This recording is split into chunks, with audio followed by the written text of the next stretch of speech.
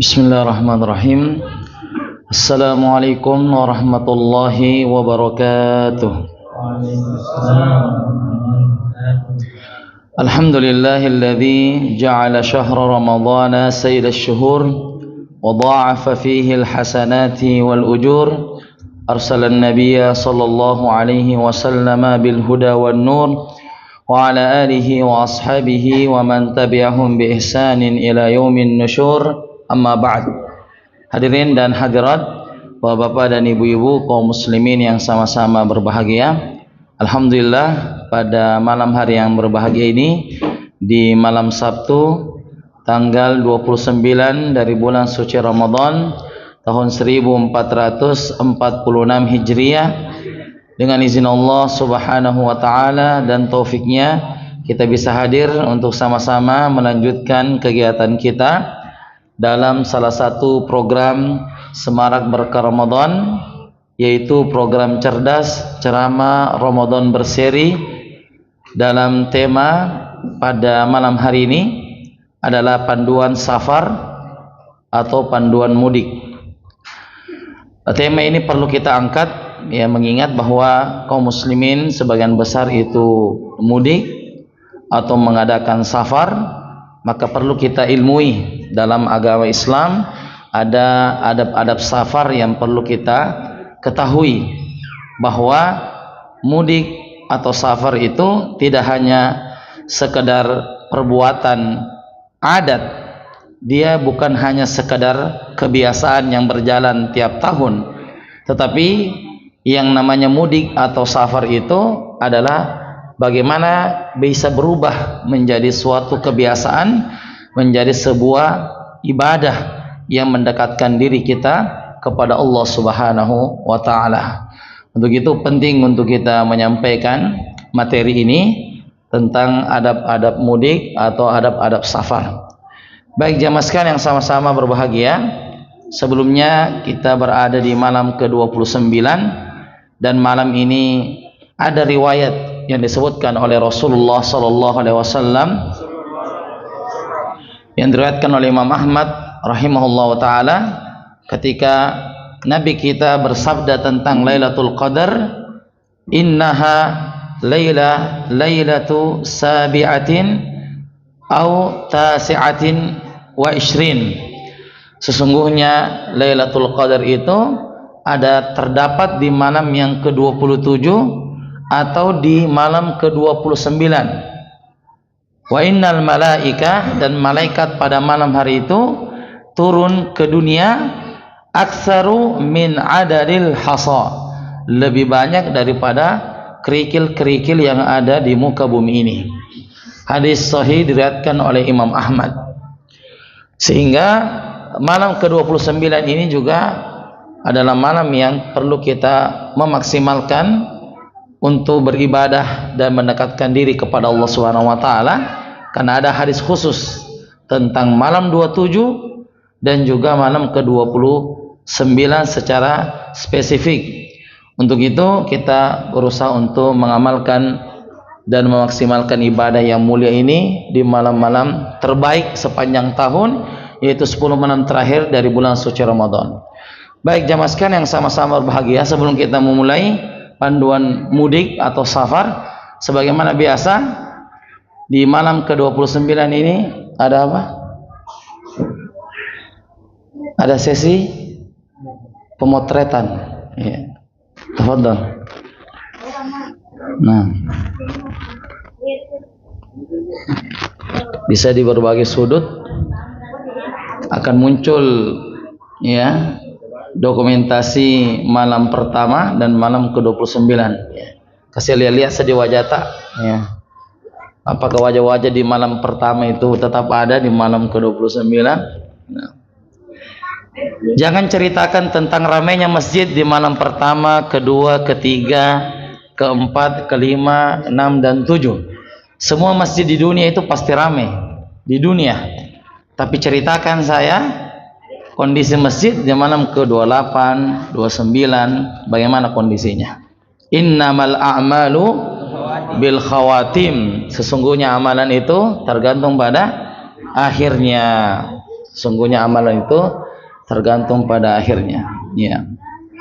Jadi pernah kita sudah foto di malam pertama, ya, dan tidak terasa kita kembali foto di malam ke 29. Karena kenapa? Karena bisa jadi ini adalah malam yang terakhir, ya, karena 1 bulan dalam Hijriah itu entah 29 atau 30, ya. Kalau Ramadan kita tahun ini 29, maka itu sempurna 1 bulan. Tidak seperti yang dianggap oleh sebagian orang bahwa kalau puasa 29 dia nak gena puasa. Oh enggak. Bulan Hijriah entah 29 atau 30. Tidak ada tanggal 28, tidak ada tanggal 31. Di Miladia ada tanggal 28 dan juga ada tanggal 31. Maret ini sampai tanggal berapa? 31. Februari sampai tanggal berapa? 28. Tapi kalau Hijriah hanya 2 saja, entah 29 atau 30. Jadi kalau puasa 29 itu sempurna juga 1 bulan. Ya, jadi entah 29 atau 30. Kalau Ramadan kita 29, maka Lebaran akan terjadi pada hari Ahad. Namun jika Ramadan 30, maka Lebaran insya Allah hari Senin. Namun sebelum pemerintah mengumumkan kapan kita Lebaran, saya sudah prediksikan kapan kita Lebaran, dan ini khusus untuk jamaah pesantren saja. Tidak perlu kita tunggu-tunggu. Ya, saya sudah prediksi terang seperti matahari kapan kita Lebaran. Tidak perlu kita sebut. Tidak perlu kita sebut. Ya, hari Ahad atau hari Senin saya bisa tentukan sekarang, yaitu tanggal 1 Syawal 1446 Hijriah. Insyaallah kita akan Lebaran tanggal 1 Syawal. Harinya wallahu alam. Ya, harinya wallahu alam. Baik, barakallahu fiik. Insyaallah taala kita akan mulai majelis kita pada kesempatan ini. Nah. Bismillahirrahmanirrahim. Alhamdulillahilladzi waffaqana lil 'amali jariyah. Wassalatu wassalamu wal barakatuh ala khairil bariyah nabiyyina Muhammadin wa ala alihi wa ashabihi wal dhurriyyah. Allahumma ighfir lana ya Allah liman kami wa li ustazina dan guru kami wa lil hadirin dan yang hadir di majlis ini wa lil muslimina ajma'in dan seluruh kaum muslimin.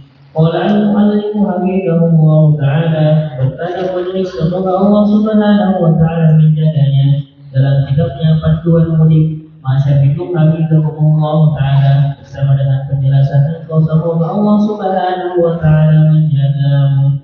Amin amin ya rabbal alamin. Amin.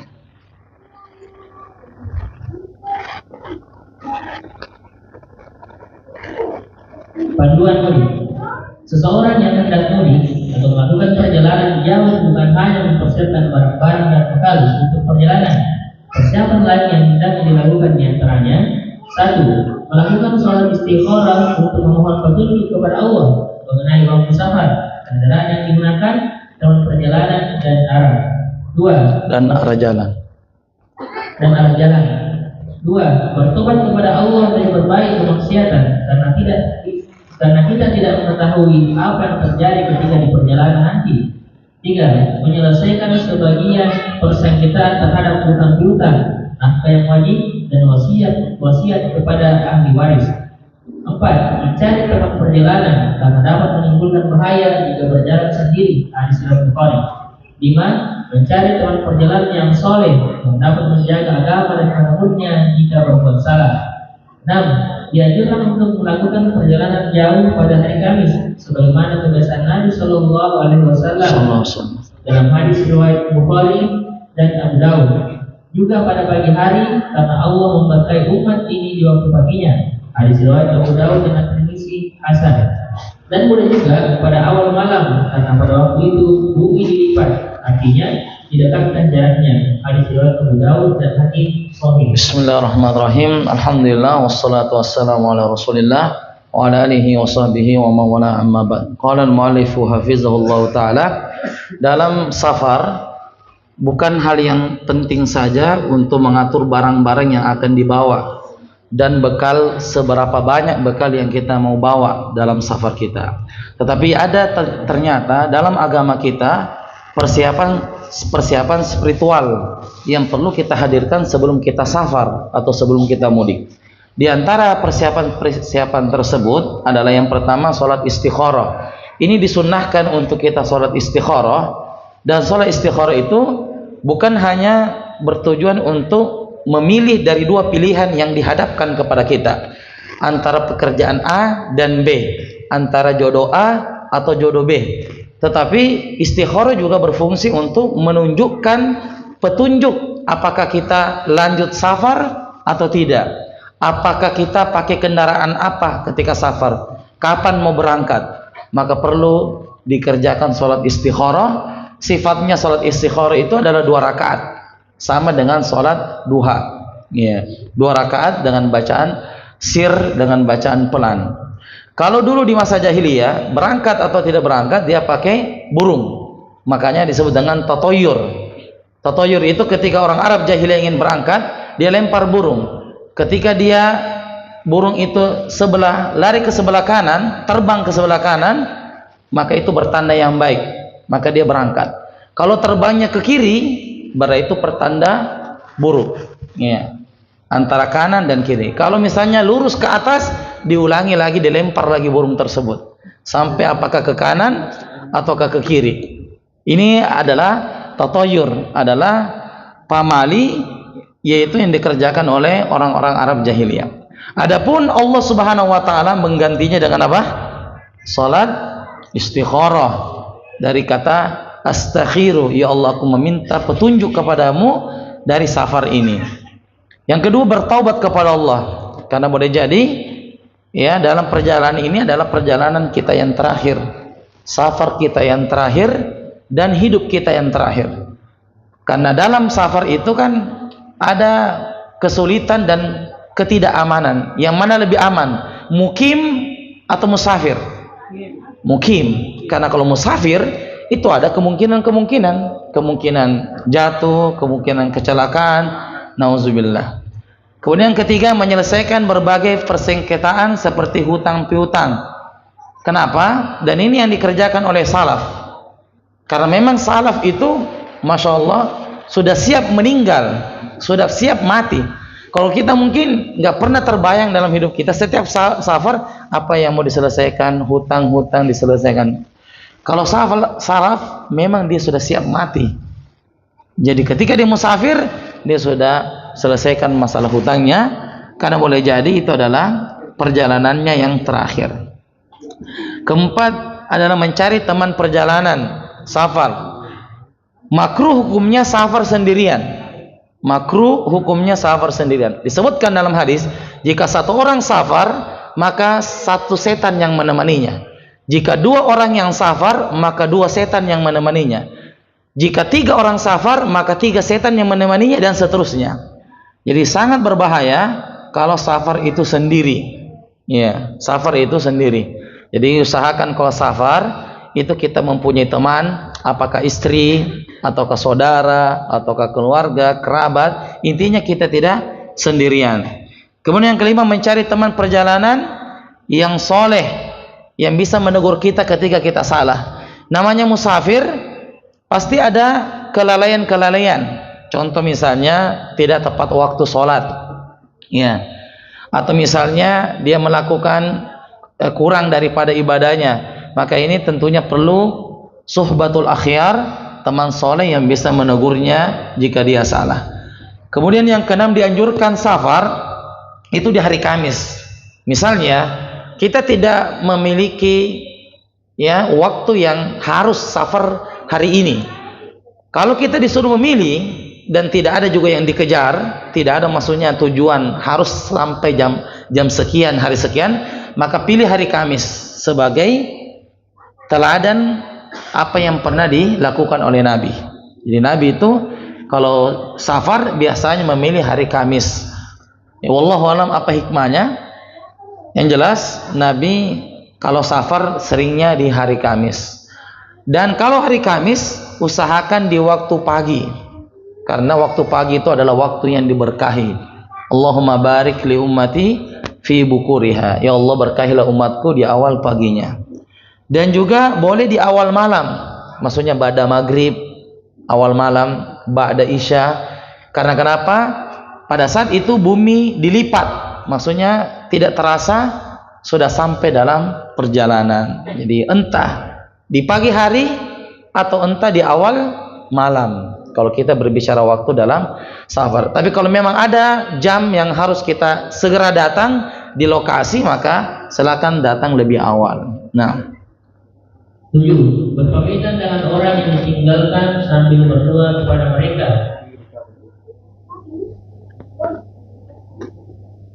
Doa musafir kepada orang mukim yang ditinggalkan. orang mukim. Doa musafir kepada orang mukim yang ditinggalkan. Astaudiukallahu alladzi la tadhi'u wadai'uhu. Artinya, aku menitipkan kalian kepada Allah dan tidak mungkin menyanyiakan titipan yang dititipkan kepadanya. Doa orang mukim kepada orang yang hendak bersafar. Astaudiullaha dinaka wa amanataka wa khawatima amalika. Artinya, aku menitipkan agamamu, amanahmu, dan amal terakhirmu kepada Allah. Zawwadakallahu taqwa wa ghafara dzambaka wa yassara laka khairan haitsu kunta. Artinya, semoga Allah membekalimu ketakwaan, mengampuni dosamu, dan memudahkan kebaikan untukmu di dimanapun kau berada. Membaca doa keluar rumah. Bismillahirrahmanirrahim. Tawakkaltu 'alallahi la haula wala quwwata illa billah.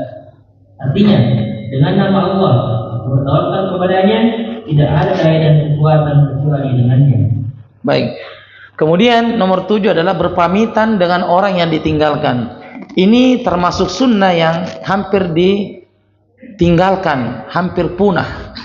Maka seorang penuntut ilmu mesti dia hafal doa ini. Jadi ada doa musafir kepada mukim, dan juga ada doa mukim ke musafir. Jadi kita hafal doanya. Ini musafir ke mukim. Kita mau musafir, kita mau berangkat, kita tinggalkan istri, anak-anak, sampaikan dia dengan doa ini. Astaudiukallahu, astaudiukallaha, astaudiukallaha, alladzi la tadi'u, alladzi la tadi'u wada'i'uhu, wada'i'uhu. Jadi artinya, aku menitipkan kalian, wahai istri, wahai anak-anakku, kepada Allah yang tidak mungkin menyanyiakan titipannya. Jadi ini perkataan musafir kepada yang mukim. Kemudian mukim menjawab kepada musafir, astaudiullaha dinaka wa amanataka wa khawatima amalika. Artinya, aku menitipkan agamamu, amanahmu, dan amal terakhirmu kepada Allah.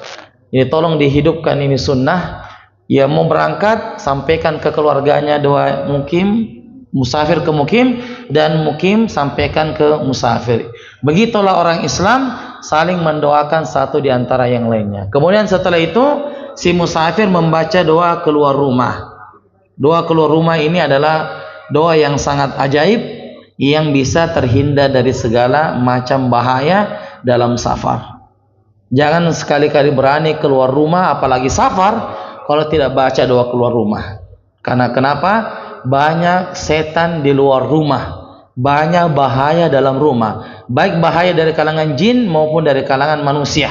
Di jalanan bisa jadi ada pengemudi yang tidak beres, balap-balapan, ya, bisa jadi ada jin yang bisa bersama dengan kita dalam mobil atau dalam motor. Maka jangan sampai kita lupa doa keluar rumah. Ini intinya, ini doa keluar rumah. Ya. Ada peruqyah mengatakan, saya tidak berani meruqyah kalau tidak baca doa keluar rumah. Kapan saya pernah suatu ketika saya meruqyah orang dan lupa saya baca doa keluar rumah, setan yang ikut di belakang motor saya. Siapa yang kesini naik motor tadi? Ya, jadi pas nanti pulang coba lihat-lihat ke belakang. Ya, hati-hati ya. Barakallahu fiik. Nah, ketika dalam perjalanan, hendaknya kita dalam perjalanan membaca doa sebagaimana doa yang diajarkan oleh suri tauladan kita sebagai berikut. Allahu Akbar, Allahu Akbar, Allahu Akbar. Subhanalladzi sakhkhara lana hadza wa ma kunna lahu muqrinin wa inna ila rabbina lamunqalibun. Allahumma inni nas'aluka fi safarina hadzal birra wat taqwa wa minal a'mali ma tarda. Allahumma hawwin alaina sabrana hadza wa tu'in anna muddahu. Allahumma antas sahibu fi safar wal khalifatu fil ahli. Allahumma inni a'udzubika min waqta bis-safar wa katil mawsari wa su'il munqalabi fil ma'ali wal ahli. Ya Allah, Allah Maha Besar, Allah Maha Besar, Allah Maha Besar. Maha Suci Allah yang menunjukkan untuk kami kendaraan ini, padahal kami sebelumnya tidak mempunyai kemampuan untuk melakukannya, dan sesungguhnya hanya kepada Rabb kami akan kembali. Ya Allah, sesungguhnya kami memohon kepadamu kebaikan, takwa dan amal yang Engkau ridhoi dalam perjalanan kami ini. Ya Allah, mudahkanlah perjalanan kami ini, dekatkanlah kebaikan di jarak yang jauh. Ya Allah, Engkau adalah rekan dalam perjalanan dan pengganti di dalam keluarga. Ya Allah, sesungguhnya aku berlindung kepadamu dari kesukaran perjalanan, tempat kembali yang menyedihkan, dan pemandangan yang buruk pada keluarga dan harta. Dan ketika kembali dari perjalanan jauh, untuk mengucapkan doa, Ayyuna ta'ibuna abiduna birobbina hamidun. Kami kembali, kami selamat, bertobat, tetap beribadah dan tetap memuji Rabb kami. Hadis riwayat Muslim. Baik. Jadi kemudian setelah membaca doa keluar rumah, kita sudah mau safar. Maka hendaknya membaca doa safar yang disebutkan tadi. Dan salah satu yang menarik dari doa ini, ketika kita ingin mengetahui apakah safar kita itu berkah atau tidak, safar kita itu dibimbing oleh Allah atau tidak, maka ada kata dalam doa ini, watwi anna bu'adah. Ya Allah, dekatkanlah jaraknya. Jadi kalau kita merasa safar, tidak terasa sudah sampai lagi, ya, ada maki di Maros, ya ada maki di Pangkep misalnya, maka itulah tanda-tanda safar kita itu berkah. Karena kalau kita merasa semakin dekat jarak safar itu, padahal jauh, maka itu tanda-tanda safar kita diberkahi. Tapi kalau ada penumpang mengatakan, masih di sini orang, kenapa ini masih di baru terus? Masuk di sini pertama baru lagi, di tengah-tengah baru lagi, akhir baru. Ya. Padahal kalau kita ke Makassar, yang paling jauh apa? Baru. Ya. Jadi kalau ada penumpang komentar begitu, berarti jangan-jangan safar kita ini tidak berkah. Tapi kalau kita, masya Allah, ya tiba-tiba sudah, ada lagi di Pangkep ini, masya Allah. Jadi ini tanda keberkahan adalah kalau jarak safar itu terasa dekat. Terasa apa? Terasa dekat. Watwi anna bu'adah. Ya Allah, dekatkanlah jaraknya. Kemudian ketika kembali, itu tadi mau berangkat, ketika kembali dibaca doa safar tadi dan ditambah keterangan ini. Aibuna. Aibuna artinya kami kembali. Kami selamat. Taibuna, kami bertobat ya Allah. Li Rabbina hamidun, dan kami tetap menyembah kepadamu dan memuji kepadamu. Jadi ini sunnah ketika kita safar itu perlu banyak doa. Ya tolong ini kepala keluarga bersama dan mengajak keluarganya untuk mudik dan sama-sama berdoa. Ya, mulai dari tadi doa musafir ke mukim, mukim ke musafir, doa keluar rumah, pas di mobil atau pas di motor langsung baca doa safar. Ini perlu dibimbing ini, ya. Tolong ini para bapak-bapak, tolong bimbing keluarganya. Ya, masalahnya ya yang membimbing adalah istrinya, kan istrinya yang pintar mengaji, suaminya belum pintar mengaji. Bagaimana caranya mau baca doa kalau tidak tahu mengaji? Ya ditolong ini ya laki-laki yang memimpin doa. Jangan berani safar kalau tidak lancar baca doanya, karena itu bisa menyebabkan nauzubillah hal-hal yang tidak diinginkan. Nah, Jangan lupa dalam perjalanan ketika melewati jalan mendaki untuk membaca Allahu Akbar, dan ketika melewati jalan menurun membaca Subhanallah. Jangan lupa untuk berbanyak berdoa ketika safar, karena di antara 3 doa yang pasti dikabulkan adalah doa seorang musafir. Maka perbanyaklah doa ketika itu, karena sesungguhnya Allah selalu mendengar doa seorang hamba dan Allah Maha mengabulkan doa. baik. Jadi di sini ketika sudah berjalan, tadi kan sudah baca doa safar. Apa yang kita kerjakan ketika jalanan menanjak, disunnahkan membaca Allahu Akbar. Dan ketika jalan menurun kita mengucapkan Subhanallah. Ini tolong dikode oleh sopirnya. Ya, apakah sopirnya itu suaminya kah atau istrinya? Jadi ketika menanjak, sopirnya bilang takbir, penumpangnya bilang Allahu Akbar. Kemudian kalau turun, sopirnya bilang tasbih, Subhanallah. Begitu kodenya ya. Jadi tolong ini diamalkan sunnah. Ini sunnah yang sangat mulia. Kalau menanjak, kan yang tahu menanjak atau tidak kan sopirnya, penumpangnya lagi tidur. Ya, jadi takbir, Allahu Akbar, tasbih, Subhanallah. Nah, setelah itu perjalanan berjalan terus, ya, naik Allahu Akbar, turun tasbih. Apalagi yang kita kerja? Yang kita kerja bagusnya ketika safar itu manfaatkan dengan mendengarkan ilmu. Manfaatkan dengan mendengarkan ilmu. Pesantren itu punya kajian selama safar. Kalau kita dengarkan audio itu, insya Allah agama Islam secara keseluruhan kita sudah dengarkan. Jadi kita putar itu audio pengajian dari pergi dan pulang, insya Allah itu kita sudah rangkum video ini yang dinonton, kajian ini yang dinonton, kajian ini. Daripada bertengkar kita terus sama istri, lebih baik di situ kita sudah setel pengajian. Kenapa bukan murattal Al-Quran? Karena dalam safar biasanya kita cerita, bukan lagi cerita, menggosip ki. Maka tidak boleh ada mengaji kemudian ada orang cerita. Kalau putar Al-Quran, diam. Tidak bisa diam, yang Al-Quran yang kita hentikan baru kita cerita. Makanya kita pilih adalah ceramah. Jadi memang kita sudah memilih ceramah-ceramah yang bisa menemani kita dalam perjalanan. Insya Allah kalau kita dengarkan ini secara lengkap, yang tadinya setengah-setengah dia hijrah, insya Allah pulang dari safar dia mau hijrah, langsung dia hapus tatonya.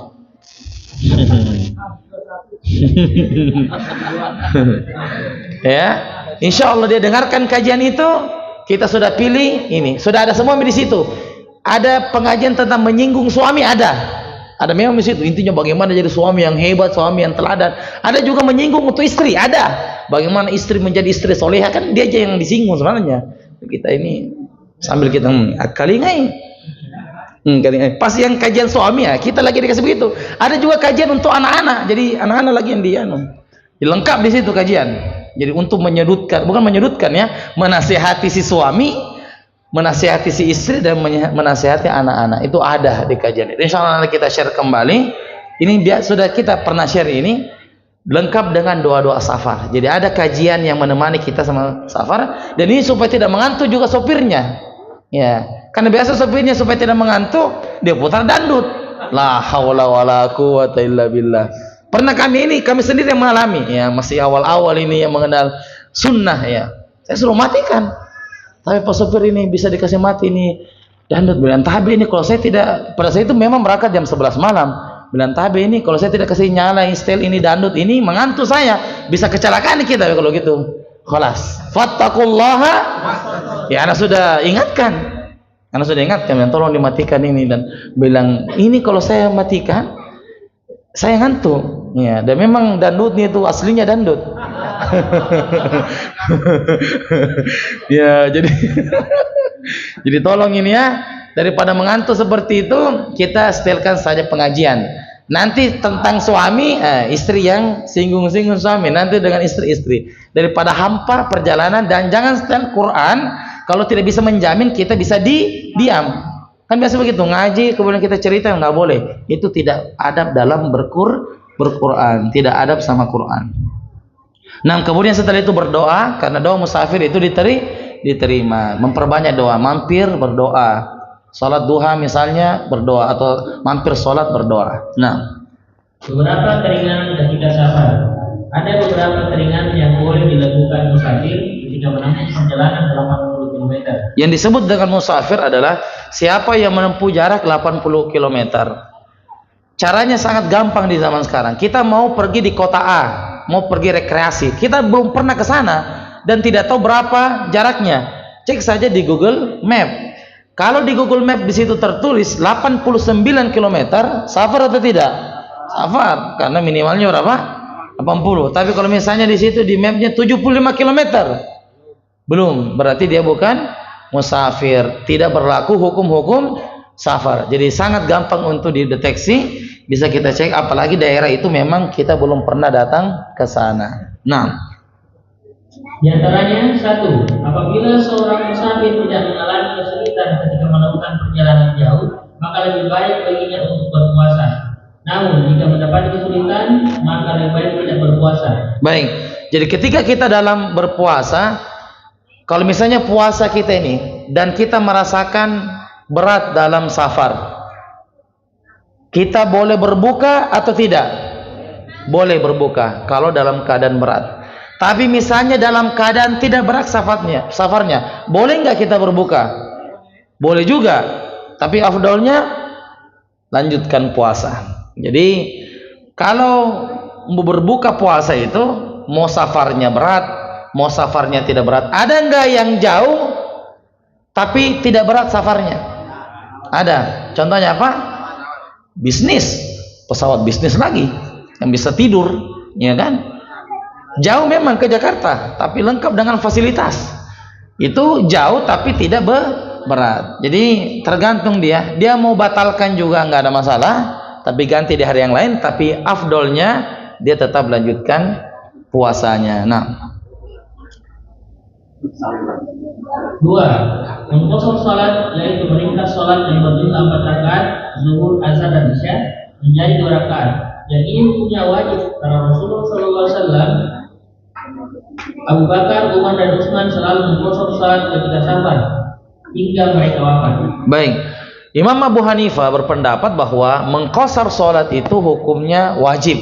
Artinya kalau ada orang yang salatnya dia tidak kosor, maka bisa menjadi berdosa. Kenapa? Karena Nabi, Abu Bakar, Umar dan Utsman dalam safar selalu salatnya 2. Dapat zuhur 2, dapat asar 2, dapat isya 2, tidak pernah 4. Dan itu ulama kita mengatakan berarti hukumnya wajib, karena Nabi tidak pernah tinggalkan. Jadi salat qasar itu adalah sesuatu yang dianjurkan. Walaupun pendapat yang benar adalah sangat dianjurkan atau sunnah muakkadah, sunnah yang sangat ditekankan. Dan jangan khawatir kalau sholatnya 2 rakaat berarti berkurang pahalanya. Tidak, justru lebih afdol. Saya tanya, yang mana lebih afdol kalau musafir? Yang mana lebih pahalanya bagi musafir? Sholat zuhur 4 rakaat atau 2? 4 atau 2? 4 atau 2? 2. Ibadah besar nilainya atau tidak bukan masalah jumlah, tapi yang mana yang mencocoki Al-Quran dan Sunnah. Al-Quran dan Sunnah itu yang menjadi ukuran, bukan banyaknya. Bukan banyak. Jadi apa yang mencocoki petunjuk dari Nabi. Nah,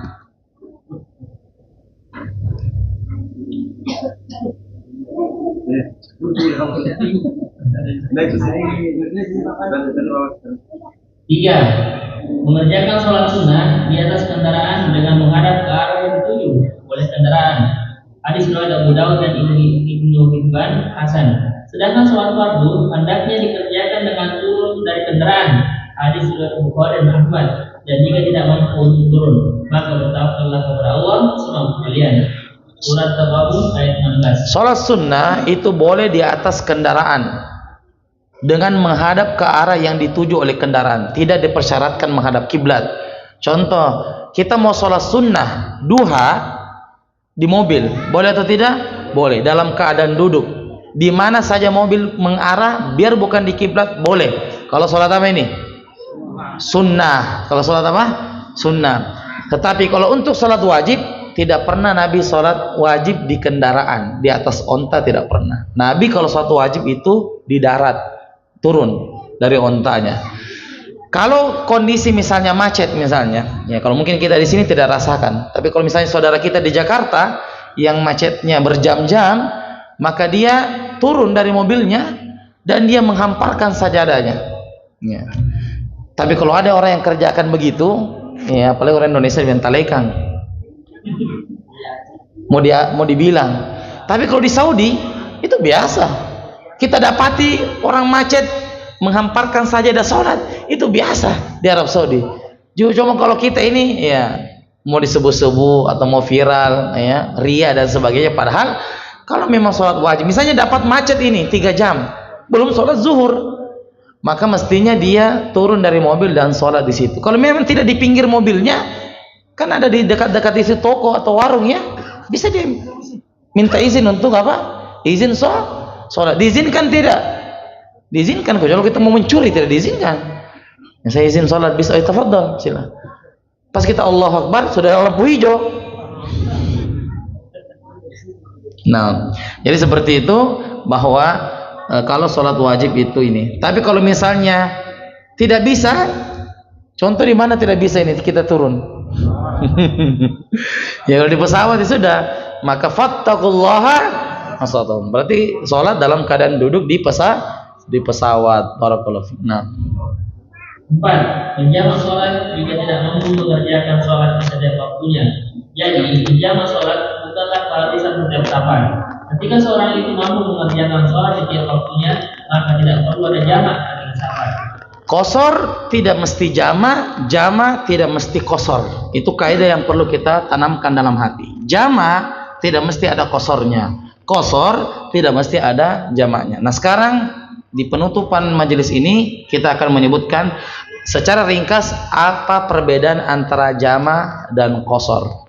Ya, mudah-mudahan di waktu yang singkat ini, ya mungkin 10 menit atau lebih sedikit, itu bisa kita pahami jama dan qasar yang ditulis oleh ulama kita. Ada yang menulisnya satu jilid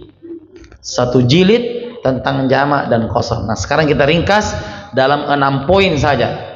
Perhatikan ini, mudah-mudahan 10 menit ini sampai hari kiamat tidak berubah ilmu kita.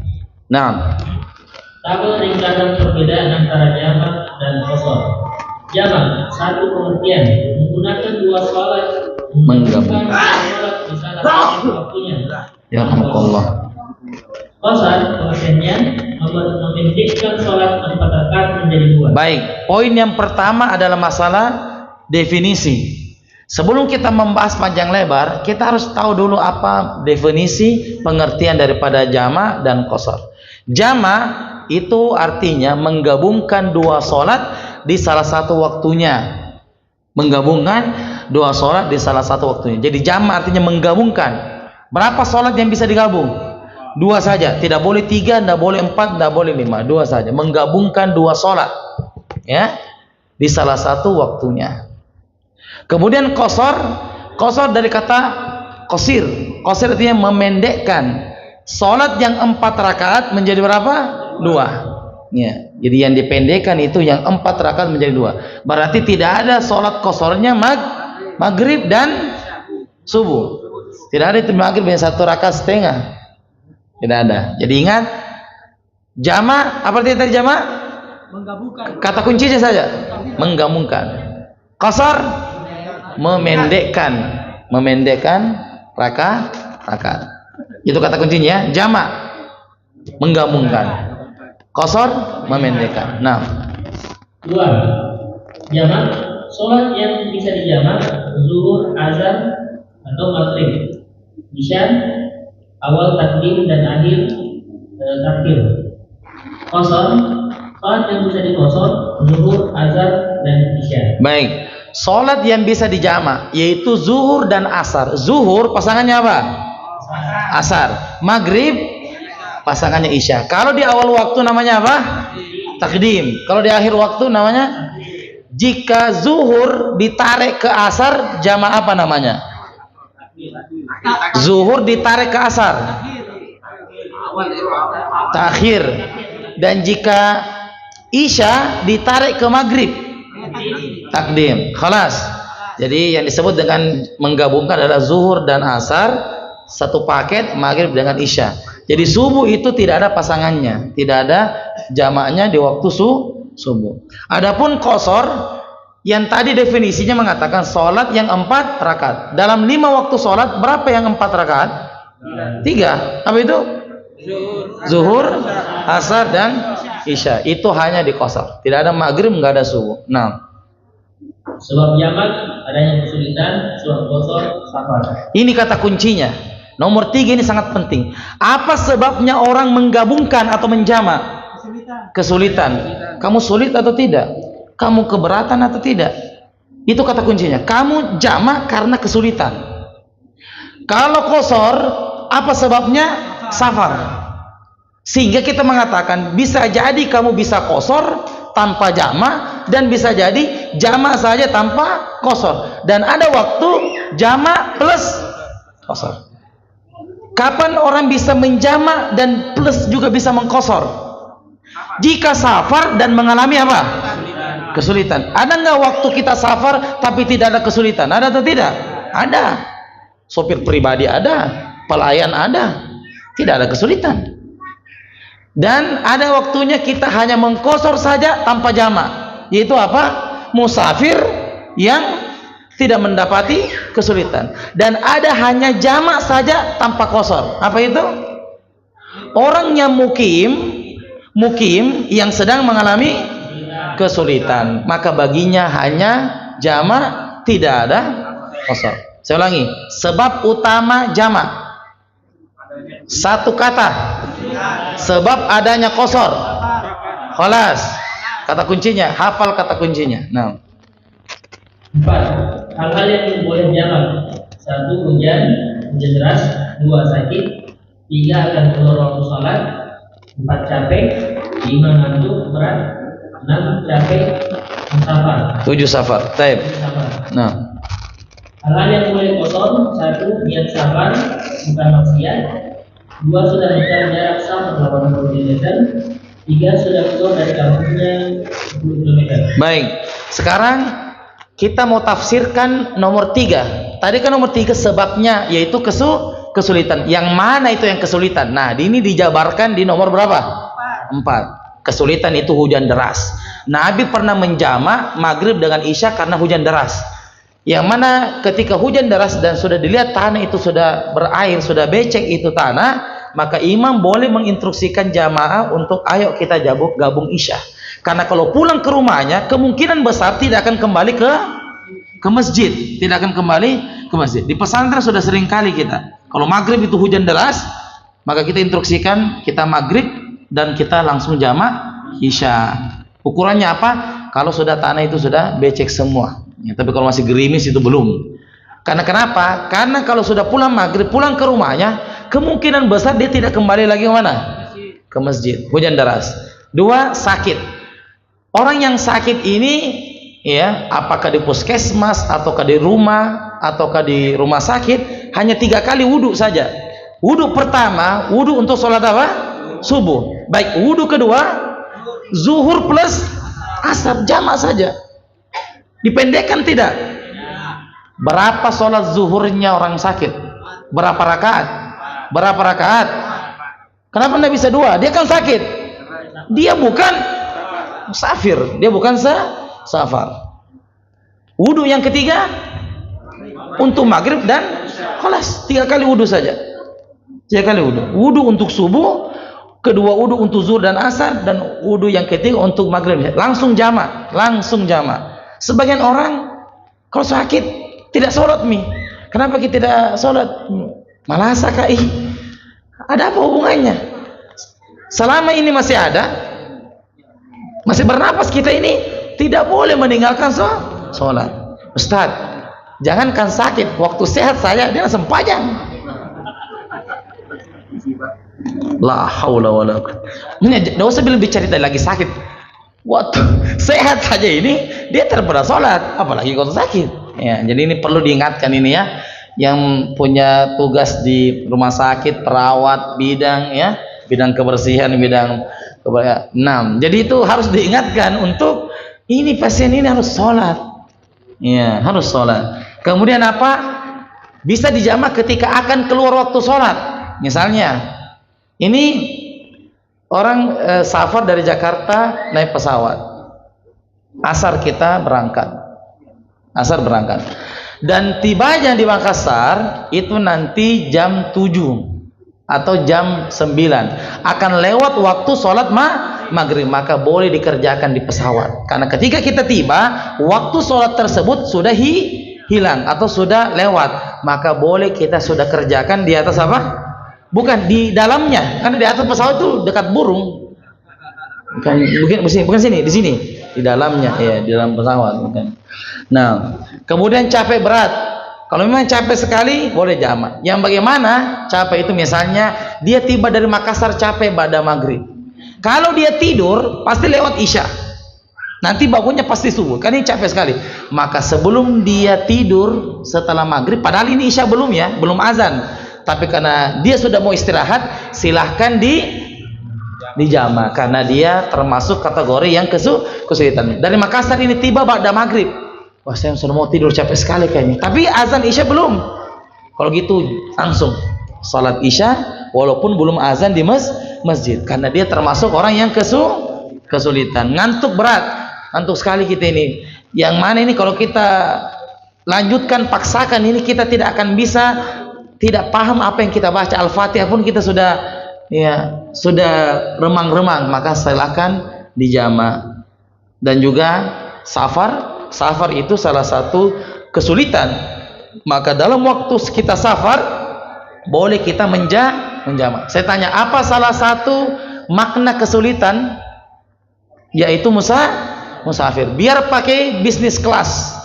Karena yang namanya musafir qit'atun minal azab. Ada azab yang Allah titipkan kepada musafir. Jadi mau safarnya ringan, mau berat, orang musafir berhak untuk menjamak apa? Sholatnya, berhak untuk menjamak sholatnya. Karena salah satu penafsiran kesulitan adalah apa? Safar.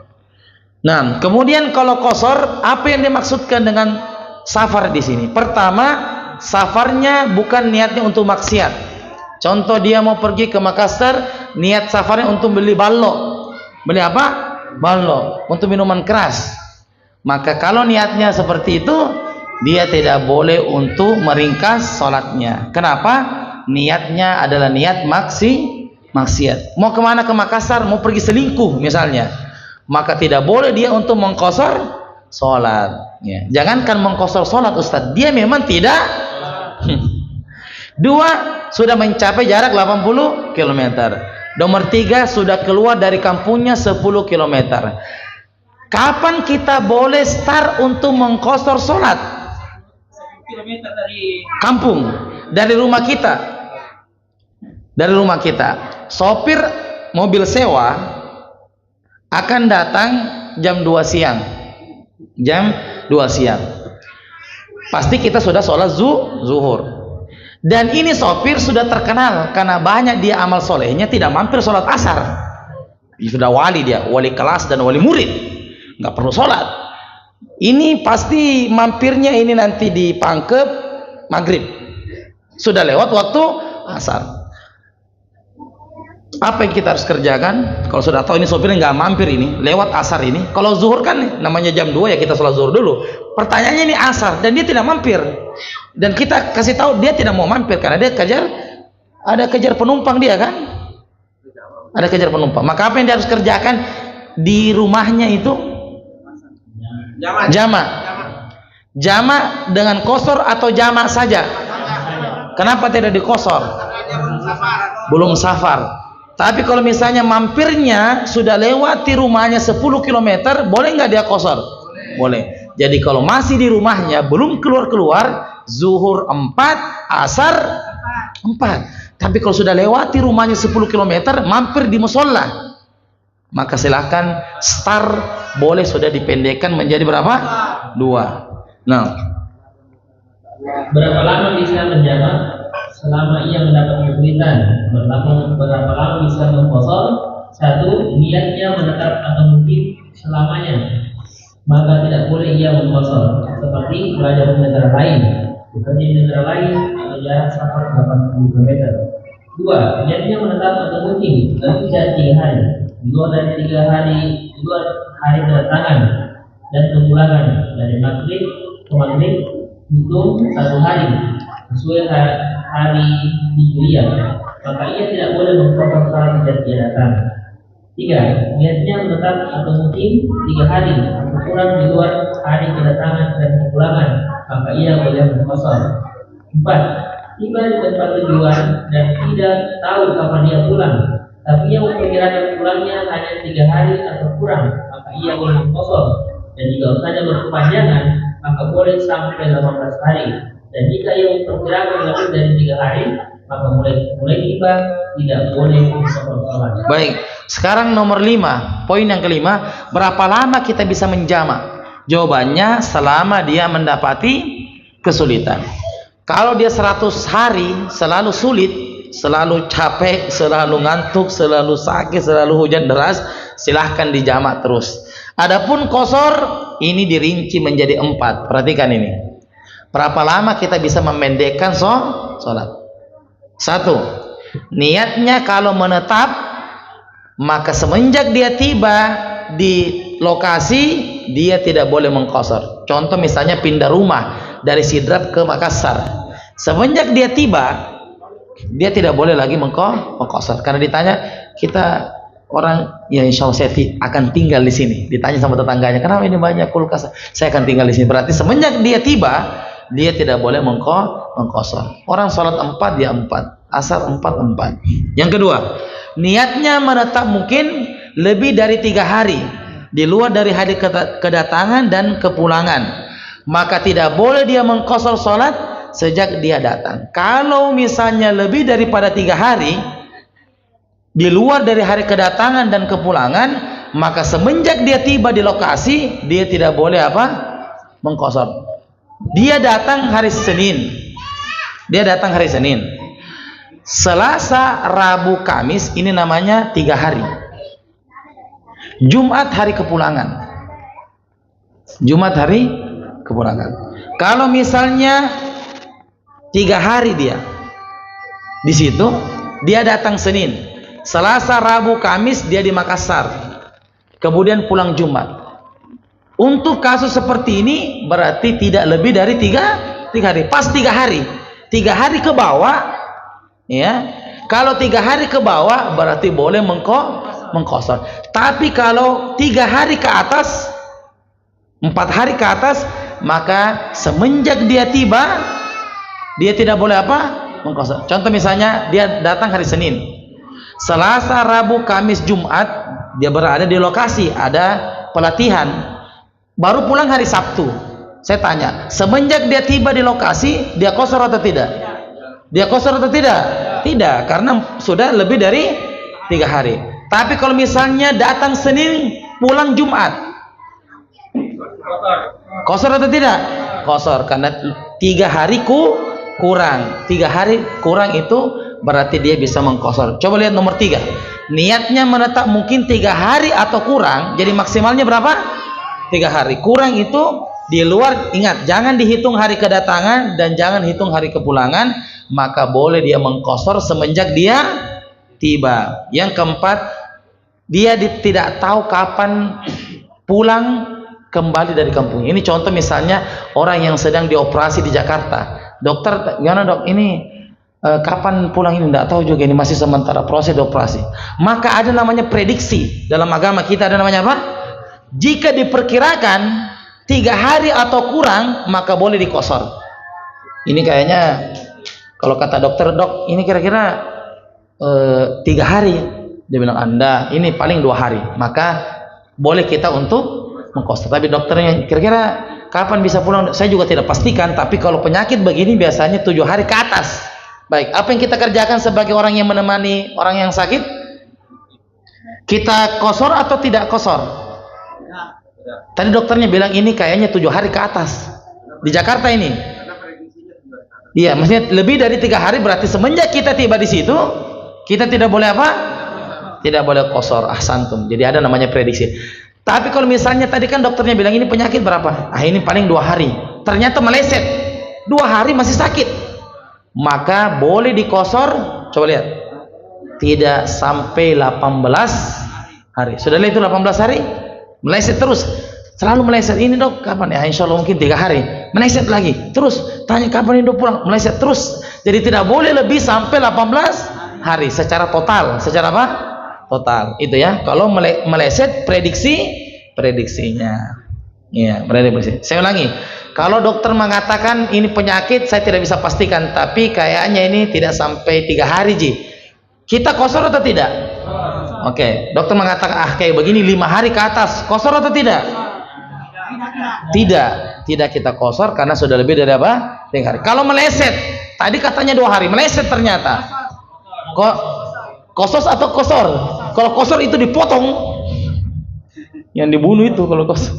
Ya maka tidak boleh lebih daripada 18 hari. Nah, lanjut. Nah, contoh seorang dokter ingin mengoperasi pasiennya jam 14.00 akan berlangsung 5 jam sampai 15.00. Nah, contoh Abdullah mau ke Makassar pukul 14.00, maka ia sholat 4 asar, dan sopir tidak mau singgah ke Makassar sehingga sholat 4.2. Baik, contohnya ini jamak, dokter ingin mengoperasi pasiennya jam 2 dan akan berlangsung 5 jam sampai jam berapa tuh? 7. Ini lewat waktu apa ini? Dokter kan sudah sholat zuhur.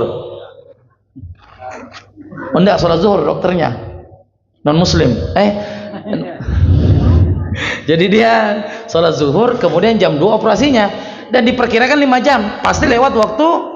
Nah, maka dia harus menjamak asar 4 atau 2? 4 atau 2? 4 atau 2? 4, karena dia bukan musafir. Bisa jadi 2, dari Sidrap ke Makassar dioperasi, bisa jadi kan? Dioperasi dalam perjalanan, bisa jadi ya. Jadi, nah, dan untuk contoh yang qasar, Abdullah mau ke Makassar jam 2, maka ia sholat 4-4. Kenapa? Karena tadi sopirnya tidak singgah, karena sudah tidak sholat lagi sopirnya, sudah wali ya. Maka kalau 10 km sudah lewat, maka di situ dia boleh qasar sholatnya 2. Barakallahu fiik. Pertanyaan, Muhammad mau pergi ke Banjarmasin, tiketnya PP, Senin, Selasa, Rabu, Kamis, Jumat, Sabtu. Senin berangkat, berangkatnya hari Senin, tiket pulangnya hari Sabtu. Pertanyaannya, angkat tangan ya, apa yang dikerjakan oleh siapa tadi? Muhammad ya? Ya, Muhammad pada saat sudah tiba di Banjarmasin. Silakan. Dia musafir karena melewati perjalanan. Tiketnya tadi PP atau tidak? Atau dia masih prediksi kapan pulang? PP ya. Tadi berangkat hari apa? Senin. Pulangnya hari Sabtu. Berapa hari dia mukim di sana? Jangan hitung Senin, hitung apa? Selasa, Rabu, Kamis, Jumat. Berapa hari ini? 4 hari. Semenjak tiba di Banjarmasin, dia boleh qasar atau tidak? Semenjak tiba di hari pertama. Sebagian pemahaman orang mengatakan begini, kalau misalnya 4 hari tadi, Selasa, Rabu, Kamis, Jumat, 3 hari pertama itu qasar, nanti di hari keempat tidak, khata. Apa artinya khata? Pemahaman ini salah. Nah, begini pemahamannya, semenjak tiba di hari pertama dia tidak bisa lagi qasar karena dia sudah melebihi 3 hari. Dia bilang begini, Selasa, Rabu, Kamis, Jumat. Oh kan 3 hari boleh, berarti ini qasar. Oh nanti di hari keempat tidak, khata. Tafadhal, barakallahu fiik. Sahih jawabannya. Naam. Syukran. Afwan, barakallahu fiik. Nah. Baik, pertanyaan berikutnya. Barakallahu fiik. Ya. Pertanyaan berikutnya, kapan kondisi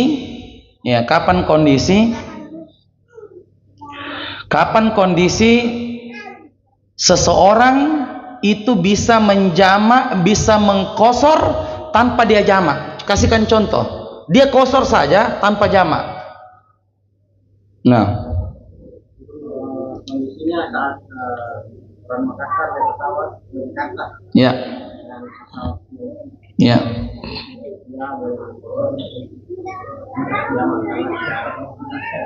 Karena tidak ada kesulitan. Dia hanya bisa menjamak, tidak, dia hanya bisa mengkosor tanpa ada. Nah, kenapa dia tidak boleh menjamak? Caranya kalau dia misalnya sampai di sana Jakarta zuhur, apa yang dia kerjakan? Dia sudah sampai misalnya di Jakarta, dia masuk di hotel, dapat zuhur. Apa yang dia kerjakan? Salat apa? Zuhur. Berapa rakaat? 2 rakaat. Setelah itu dia tidak mempunyai kesalahan, ini hanya tidur di hotel, makan saja, tidak ada kegiatan. Apakah dia harus tarik asar ke zuhur? Tidak, dia tidur saja, masuk asar 2 rakaat lagi. Jelas maksudnya ini? Seperti orang misalnya ikut seminar kan mungkin tidak ada berat-berat ya, hanya untuk datang ini berapa menit saja, berapa pertemuan, setelah itu makan, tidur, makan di hotel. Ini bukan kondisi kesulitan. Maka zuhur 2 rakaat, tidur, bangun asar 2, setelah itu istirahat lagi, maghrib 3, istirahat lagi, masuk isya 2, tanpa ada sholat yang digabungkan. Ahsantum, barakallahu fiik. Benar semua jawabannya, masya Allah. Jazakallah khair. Jazakallah khair. Baik, barakallahu fiik. Demikian, kelas ya pertemuan kita pada malam hari ini. Mudah-mudahan bermanfaat. Jadi Bapak Ibu sekalian, kalau kita pahami 6 poin tadi, jamak dan qasar, 6 poin saja kita pahami itu, kita tidak akan bertanya, Ustadz ini jamak atau qasar saja atau jamak saja, kita tidak akan bertanya. Pahami saja 6 poin ini sudah ringkasannya dari pembahasan fikih jamak dan qasar. Demikian, subhanakallahumma bihamdik, asyhadu an la ilaha illa anta astaghfiruka wa atubu ilaik. Wassalamualaikum warahmatullahi wabarakatuh.